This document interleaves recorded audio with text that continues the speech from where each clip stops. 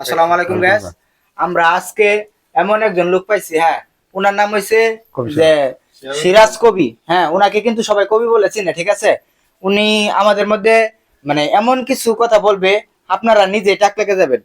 কাকু, আপনি এই যুগের মেয়েদেরকে নিয়ে কিছু বলেন। আচ্ছা ঠিক আছে ভাই, তাই তো বলতেছি।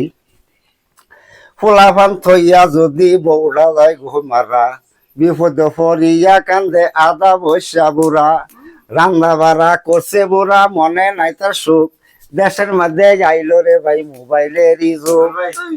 ফুলা লেখা পড়া বাদ দে থইয়া টাচ মোবাইলটা হাতে লইয়া, সারাদিনই ফেসবুক খুললা শুনিতাছে গান, সারাদিনই টিপসে মোবাইলে যুবক ফুলাফান। ফুলা বললা নেতা হইয়া আলাপ, ফুলা যদি আলাপ করে ভাগের মতন বেশকি মারে, বাপের কথা কয় না ডরে, হইছে বাবা ভুল, ফুলার মাথায় রাখছে রে ভাই মরুক মার কাসুল।